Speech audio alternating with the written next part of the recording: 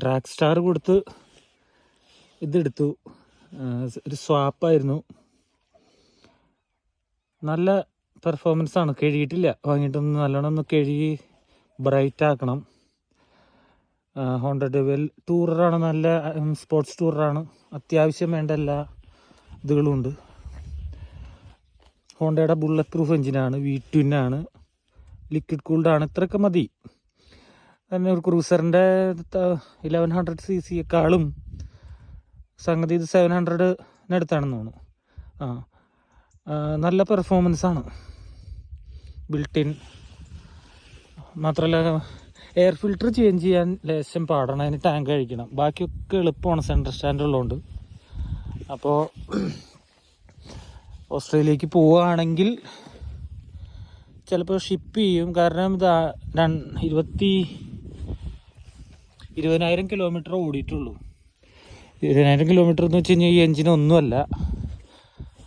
അത് 2 ലക്ഷം 3 ലക്ഷം കിലോമീറ്റർ വരെയൊക്കെ കൃത്യമായിട്ട് മെയിൻറ്റെയിൻ ചെയ്ത് കഴിഞ്ഞാൽ ഓടും. എനിക്ക് വളരെയധികം ഇഷ്ടപ്പെട്ടു. അല്ലാണ്ട് ക്രേസി ആയിട്ടുള്ള അത്രയും സ്പോർട്ടി ആയിട്ടുള്ളത് വേണ്ട, പക്ഷെ അത് ആവശ്യത്തിന് നല്ല സ്പോർട്ടിയാണ്. നമ്മുടെ ആവശ്യത്തിന് ഹൈവേയിൽ 100-140 പറക്കും, ഒരു പ്രശ്നവുമില്ല. ജർമ്മൻ ഇമ്പോർട്ടറാണ്. ഓണർ അധികം ഉപയോഗിച്ചിട്ടില്ല. അപ്പോൾ മറ്റേത് കൊടുത്ത് സ്വാപ്പ് ചെയ്തതാണ്. പാനേഴ്സ് ഉണ്ട്, ബിൽട്ടിനാണ്. അങ്ങനെ. പിന്നെ ലുക്കിനെ പറ്റി ഒരു ചെറിയ കൺസേൺ ചിലർ പറയും.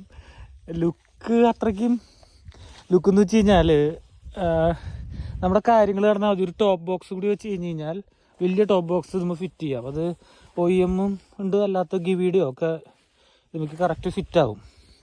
പിന്നെ ഇവിടെ 2 ബോക്സുകളുണ്ട്, അത്യാവശ്യം സാധനങ്ങൾ. ഇനി കപ്പ് ഹോൾഡർ ഫിറ്റ് ചെയ്യാം ഇതിൻ്റെ ഉള്ളിൽ, അപ്പുറത്തും.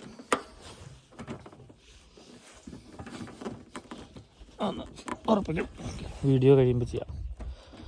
അങ്ങനെ. പിന്നെ USB ഉണ്ട് ഇവിടെ.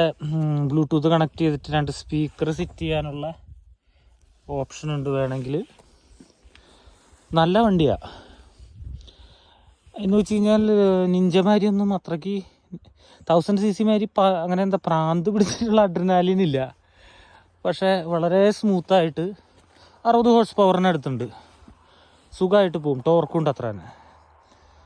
നല്ല, എനിക്ക് വളരെയധികം ഇഷ്ടപ്പെട്ടു. സീറ്റിംഗ് പൊസിഷനും വല്ലാണ്ട് അഗ്രസീവായിട്ട് ഫ്രണ്ടല്ല, ഒരു മിഡിലാണ്.